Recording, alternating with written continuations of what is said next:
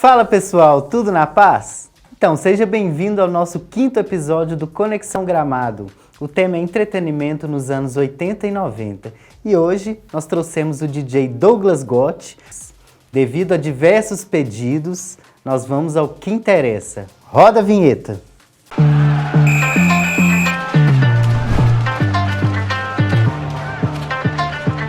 Douglas, tudo bem? Tudo jóia. Então, se apresente para o pessoal, conta um pouco do seu trabalho, como que o pessoal te acha, tudo, se apresente para nós. Bom, eu sou o professor Douglas Gotti, né? Sou professor de arte, estou atuando com arte, né? Desde 98, participei de vários projetos. O meu foco maior é em arte urbana, né? Atuo como DJ, já fui dançarino, trabalho como coreógrafo, né? Grafite. Tenho aí programas de música também e tô atuando aí na arte, né? Espero que até o fim da minha vida, né? E sou testemunha aí de todos os nossos temas aí do programa. Eu peguei alguma coisinha aí de cada coisa que nós vamos falar hoje. Nos anos 80, nós vimos o Atlético fazer grandes campanhas no futebol brasileiro, né? Nos anos 90, nós vimos um Cruzeiro multicampeão. Nessas décadas a gente viu Ayrton Senna e a gente viu a seleção brasileira ser tetracampeã em 94, né? E ser vice-campeã lá na França em 98. Então foi uma época assim, muito recheada para o esporte. Então, Douglas, o que você tem a dizer sobre esse tempo e sobre o agora? Qual a diferença? O que a gente pode argumentar nisso? Olha, uma coisa que com certeza influenciou foi a questão da modernidade. Tudo no Brasil, nessa época, pelo que eu me lembro e pelos estudos que a gente faz aí sempre, demorava muito a chegar. Então o povo brasileiro, ele sempre foi muito criativo. Então o maior produto de exportação do brasileiro sempre foi a criatividade. Então essa articulação, esse tipo de coisa, sempre foi um diferencial enorme pro povo brasileiro. A gente sempre questiona por que hoje um jogador brasileiro não dribla, por que hoje um jogador não faz. Porque naquela época era o único recurso que ele tinha. Né? O próprio Dadá Maravilha, jogador do Atlético, conta na história dele que ele começou a jogar futebol para poder comer. O cara falou para ele, olha, você quer comer? Vai lá e joga, tal. Então ele começou a jogar futebol por conta disso, ou seja, era uma coisa de necessidade. Então, como tudo custava chegar aqui em termos de tecnologia, brinquedo, eletrodoméstico, mídia, a opção do povo brasileiro era se virar das formas possíveis e logo ele tinha essa criatividade, essa coordenação motora muito bacana. Na minha opinião, esse é um grande diferencial. Até hoje, porém um pouco menos. E como que você viu o esporte nessa época, assim, sobressair, sobre esses ídolos? Como que era isso? Aí a gente está falando em anos 80, a gente fala do super time do Atlético. Criatividade pura. O Atlético saiu na frente naquela época por questão de talento. Logo depois a gente teve um time do Cruzeiro assim maravilhoso. Por quê? Porque o Cruzeiro, ele, além de talento, ele também tinha uma visão empresarial. Naquela época o Cruzeiro estava ganhando tudo. Você citou Ayrton Senna. O Ayrton Senna já ganhou uma corrida com uma marcha só. Isso mostra que era o talento, não era a tecnologia. O carro dele era bom, mas o carro dele estava quebrado e mesmo assim ele segurou a corrida. Eu lembro que quando ele saiu desse carro ele estava acabado de cansado, mas ele ganhou a corrida, ele segurou. Isso foi graças ao talento dele. Isso também acontecia no vôlei, em tudo quanto é esporte. A gente sempre viu que o povo brasileiro é um povo com muita raça. A internet ela estourou no Brasil, né, em meados dos anos 90, né? Sim. Mas com pouca aderência ainda, né, até pelo orçamento, né, era uma coisa não muito fácil do brasileiro adquirir. Conta pra gente como que, por exemplo, era pra gente consumir filmes, séries, né? Nossa Senhora. Porque uma música que a gente pegava era uma madrugada quase inteira pra baixar, mal cabia num disquetes, né? Eu falo por mim, Dani. Nessa época, eu era dançarino do chamado street dance, que hoje o pessoal chama de danças urbanas, né? Para me pegar uma música, como a internet era discada, eu lembro que uma vez eu comecei no sábado e terminei na segunda de manhã. Uma música de 3 minutos e meio. Então, como é que funcionava a mídia? Como eu disse, tudo no Brasil sempre demorou a chegar. Isso é uma herança da colonização, desde a época do Barroco. Né? Aquela velha história que Minas não tem mar, então não tinha navio para poder trazer as coisas, não existia avião, então não vinha nada. A internet foi a mesma coisa. Todas as mídias chegavam aqui muito atrasadas e todo mundo dependia daquele famoso amigo ou daquele primo ou daquele tio que morava nos Estados Unidos. Né? Eu tenho um primo que mora nos Estados Unidos, ele vai trazer para mim um videogame, ou um amigo que vai.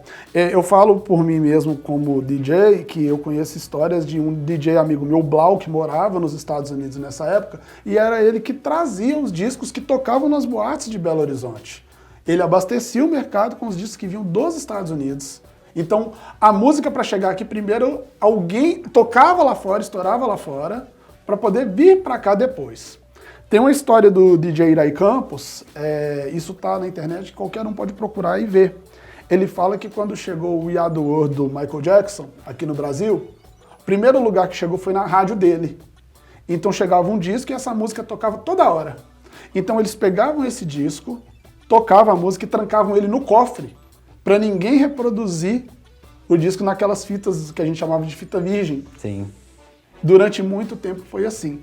Então, eu digo que a internet ela foi muito bacana, mas teve um outro fator que mais pra frente eu vou falar que facilitou um pouco a vida do brasileiro antes da internet. A internet ela facilitou porque a gente ia alugar uma fita na locadora um ano depois que o filme saiu no cinema. Uhum. O filme saía no cinema, você tinha que esperar um ano para alugar a fita na locadora. Isso se você tivesse videocassete. É verdade. Se você tivesse videocassete. As donas da locadora, os donos de locadora, inclusive, quando tinha uma demanda muito grande, eles faziam conta para ver se compensava comprar mais cópias daquele filme para poder alugar para mais de uma pessoa. Verdade. Tinha locadora de CD. Às vezes algumas locadoras alugavam CD. E se você quisesse ver alguma novidade, quem tinha a possibilidade de ver alguma novidade musical, ou esperava passar no Fantástico, ou acompanhava pela MTV, que na época era um canal UHF, que pegava muito mal na casa de cada um. O famoso 29. Exatamente. Fala pra gente então sobre um pouco, a gente teve essa vivência de locadora, né? Sim. Aconteceu isso comigo algumas vezes também, exemplares, as locadoras terem, né, vários exemplares. Eu lembro disso muito na época de Brinquedo Assassino, na época de criança. Eu lembro muito, eu lembro do Titanic, que se eu não me engano eram 2 fitas. Então a gente sabia que o filme era grande porque tinham 2 fitas dentro da embalagem. Tem isso mesmo. Então, fala pra gente assim, um pouco dos clássicos. Você já entrou no Titanic, eu falei Brinquedo Assassino. Fala um pouco desses clássicos e como que era consumir esses clássicos. Como que era a experiência? Fala pro nosso telespectador. Olha, era uma coisa muito legal, porque você ter a mídia física na sua mão era como se você estivesse adquirindo aquela coisa. Por exemplo, você comprar um disco, era como se você fosse dono da música. Então isso tinha um valor diferenciado. Você alugava uma fita, você assistia mais de uma vez para poder meio que valer o seu dinheiro, vamos dizer assim, e para você poder aproveitar aquilo. Era legal você ter, porque tinha todo um cuidado também do encarte, tanto do disco, do CD. Era uma verdadeira obra de arte a mídia física, né? Então, assim, era muito gratificante e a espera valorizava a coisa. Por exemplo, um dos ícones da música que a gente não pode deixar de citar num assunto como esse é o Michael Jackson. Ele gravava um disco geralmente de 4 em 4 anos. Hoje a gente tem músicos que gravam às vezes 2 músicas por semana. Então ele fazia um álbum inteiro durante esse tempo todo. Ele pensava nas fotos que ele ia colocar, nas músicas. Às vezes ele gravava 5, 6 músicas parecidas, até mais, e falava, não, eu vou escolher essa aqui. E tem várias lendas, tem lendas aí que ele gravou milhões de músicas que não foram aproveitadas para fazer um álbum com 12 músicas. E aquilo ali, por exemplo, ele que era um artista mundial, ele fazia aquele lançamento simultâneo. Então eu lembro que aqui no Brasil era no Fantástico. A música de trabalho era apresentada no mundo inteiro no mesmo tempo e aqui era no Fantástico. Verdade. E todo mundo parava para ver. Porque você não tinha disposição à internet, você não podia ver a hora que você queria. O povo brasileiro parava para assistir novela no chamado horário nobre, porque ele não podia assistir de novo. Quando passava um filme na televisão, era geralmente 1 ano e meio, 2 anos depois que ele foi para o cinema. Então você tinha que esperar ele ir para a televisão se você não tinha um videocassete. E é aí que você assistia. Por isso que tem o chamado horário nobre na televisão, que era o horário onde o Brasil parava para poder se se informar daquele entretenimento, né? É toda uma logística voltada, né? O pessoal tinha que voltar do trabalho, aí quando voltava tomava banho, dava a hora do Jornal Nacional, era tudo calculadíssimo. E era por isso que as propagandas eram escolhidas a dedo e eram mais caras nesse horário. É verdade. Né? Essas décadas elas ficaram marcadas também por publicidade, né? Já que você está falando aí de propaganda, né? Publicidade criativa, elas traziam personagens bem icônicos, né? Como o Moço do Bombril, por exemplo, como aquela vinheta da Lojas Lua de Mel. E eram coisas que ficavam, assim, na cabeça do brasileiro. O que você pode lembrar, assim, um pouco disso e falar um pouco disso para o pessoal que não viveu nessa época? Olha, do mesmo jeito que a gente tinha essa dificuldade para poder assistir, as empresas tinham dificuldade para poder fazer os merchandise, né? As propagandas. Então tudo era muito valorizado e mais uma vez a criatividade tinha que entrar em ação, porque você não tinha tecnologia. Então tem ainda, né, provavelmente o prêmio de propaganda, e eu lembro de propagandas maravilhosas. Eu lembro da propaganda do Chinelo Rider, do Lulu Santos, que tinha aquela música da praia, falando sobre os olhos azuis da mulher e comparando com o mar. Essa propaganda ela foi premiadíssima. Eu lembro de um personagem do Tio da Suquita. Lembra do Tio da Suquita com aquela blusinha? Então, o do Bombril, ele é icônico. Eu lembro daqueles meninos do DDD. Eu lembro da propaganda do Parmalat. Eles pegaram crianças e colocaram de animaizinhos para poder... Né, mamíferos, né? Consumidores de leite para fazer. Então, eram sacadas muito legais. Tinha uma propaganda da Honda, que era um rapaz dançando, cantando a musiquinha. Fez muito sucesso. Então, a criatividade era muito forte naquela época, também na propaganda. E era um ciclo. A gente não pode deixar de citar a Coca-Cola. Sim. As propagandas da Coca-Cola, inclusive, era, assim, certo ter uma propaganda bacana de Natal da Coca-Cola. Sabe? O Papai Noel, inclusive, é vermelho por causa da Coca-Cola. Não sei se as pessoas sabem. O Santa Claus, que é a referência de Papai Noel, ele usava uma roupa verde. A Coca-Cola, numa propaganda, mudou a roupa do Papai Noel para vermelho por conta do rótulo e pegou. Para vocês verem, né, a força que a propaganda tem, que até hoje ele é vermelho, e isso virou unanimidade.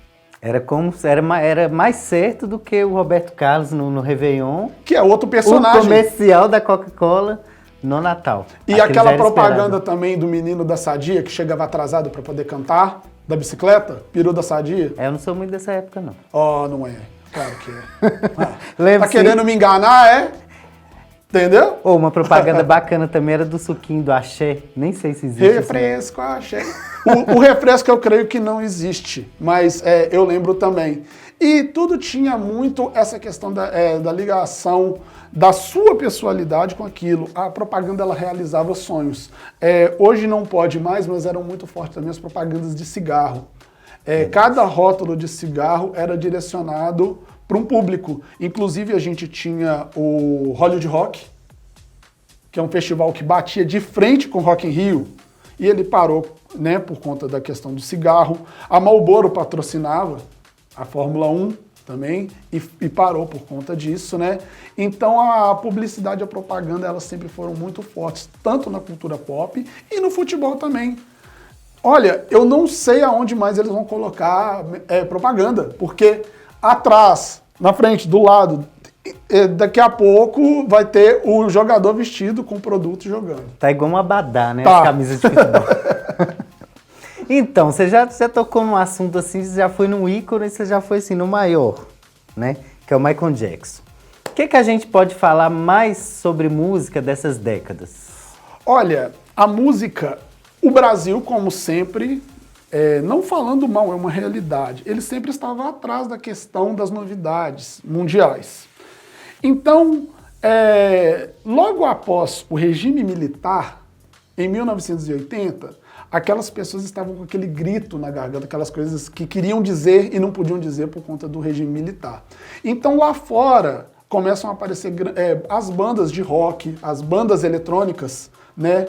Até em consequência da cena da música eletrônica. Então, nos anos 80, o que eu lembro aqui é que não tinha uma grande diversidade. Era tudo muito puxado, ou por chamado que eles chamavam de brega, ou porque eles chamavam de rock, de pop rock, BR rock, né?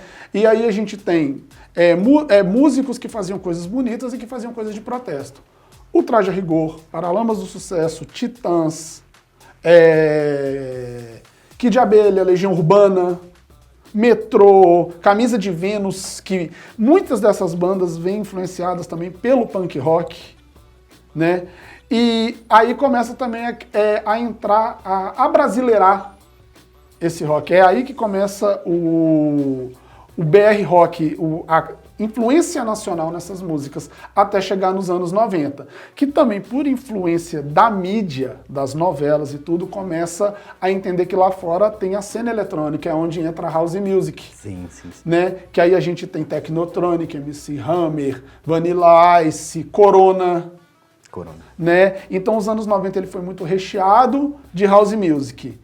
E de contrapartida, naquele abrasileiramento que eu falei, as bandas de rock continuam, mas aí começa também a entrar o pagode 90, né? E aí entra aquelas bandas que algumas existem até hoje, né? Catingueleza, Alta Samba, Soweto, Pichote, porque entra uma identidade nacional aí, né? Mas sempre acompanhado de alguma coisa que vem lá de fora. Exatamente. Entendeu? As brincadeiras, jogos e brinquedos também eram bem diferentes do que nós vemos agora, né? Fale um pouco sobre isso e quais fatores que ajudaram a resultar nessa mudança na forma do brasileiro brincar também. Bom, aí entra aquela questão que eu falei do importado ser caro, né? Como você tinha que esperar aquele primo, amigo do primo, trazer o brinquedo, se você tivesse dinheiro, que era muito difícil, né?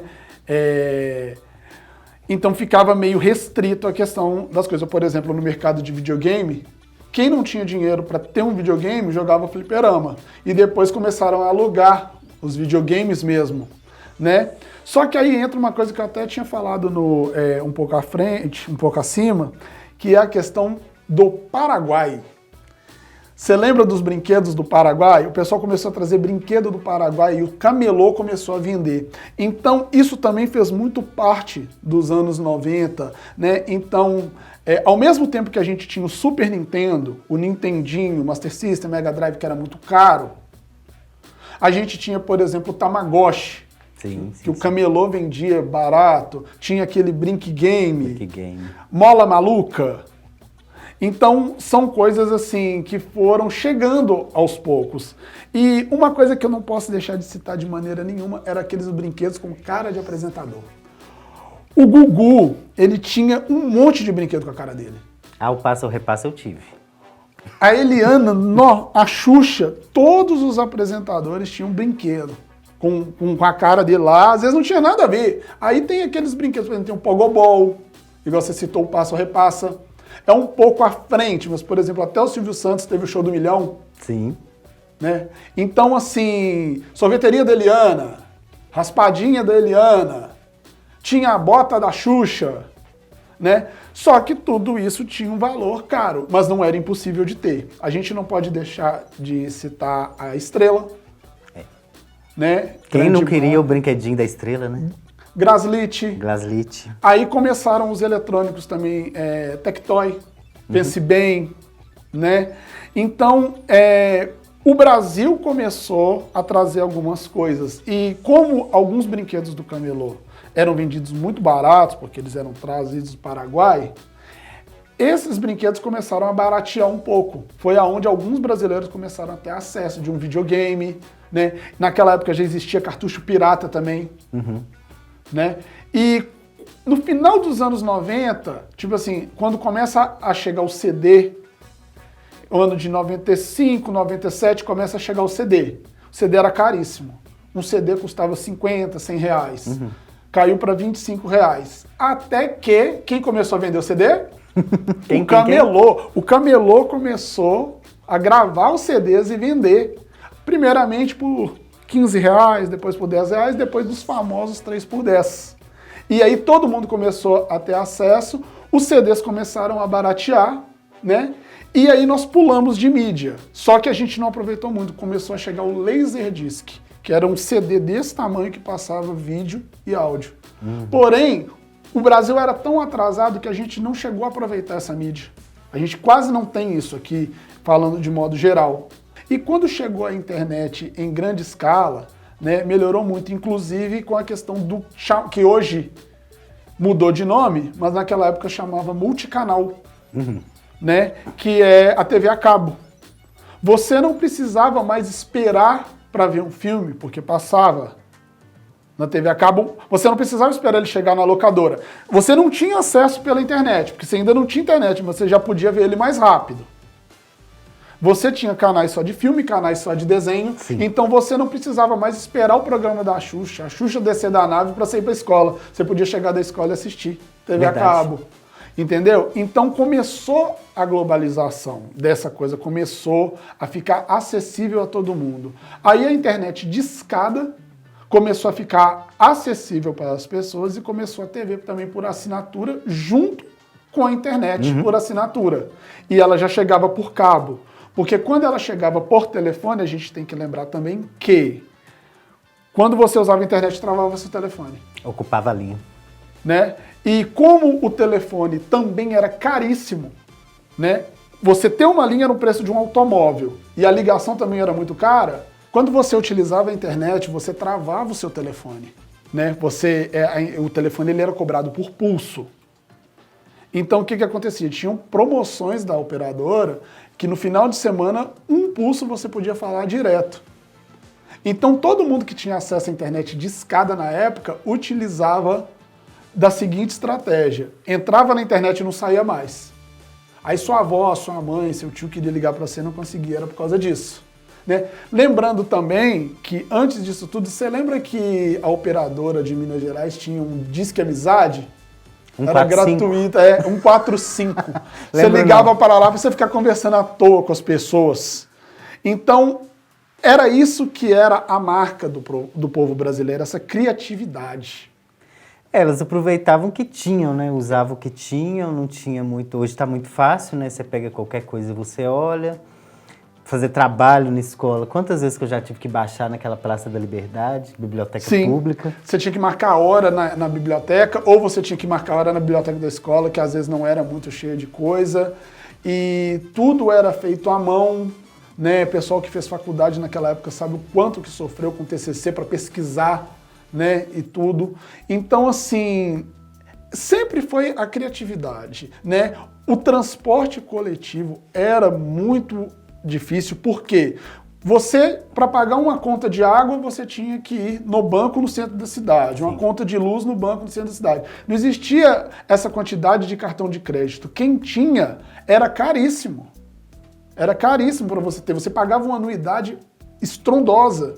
Então, tudo que você pagava, você tinha que ir na cidade para poder fazer. Ou seja, você perdia em torno de 1 a 2 horas na fila do banco quando você tinha que pagar uma conta. Verdade, e ficava o dia por conta disso. Por conta disso. E hoje, você não tinha Uber, não tinha nenhum aplicativo de transporte, só existia o táxi, que era também muito caro, não por culpa talvez do taxista, mas é porque era a única opção. Ou você ia de ônibus ou você ia de táxi. E os ônibus também não ofereciam muita, era uma, duas linhas de ônibus no bairro? Em alguns lugares, dependendo do horário, passavam 2 ônibus por dia. Por exemplo, domingo, em alguns lugares, em alguns ambientes, passava um ônibus de manhã e um ônibus à tarde. Se você perdesse, se você fosse visitar um parente, dependendo, você perdesse aquele ônibus, você tinha ou que voltar de táxi, ou já era. Ou dorme lá. Ô Douglas, como tudo que é bom, acaba rápido, Poxa. Né? Deixa pra gente as considerações finais, fica livre, se quiser falar do seu produto. Tá, gostaria de agradecer a todos que estão assistindo, né? Trabalho aí como professor de artes, como DJ, tenho um programa na Top Rádio Web, quem quiser dar uma olhada lá, www.topradioweb.com, né? Programa aí sobre rock e sobre 90, 2000 até hoje, né? E qualquer coisa também, redes sociais, Douglas Gotti, estamos aí à disposição. Muito obrigado, viu? Pessoal, se inscreva no canal Conexão Gramado, acione o sininho das notificações para você não perder o conteúdo, deixe seu like e indique para os seus amigos. No mais, fiquem na paz.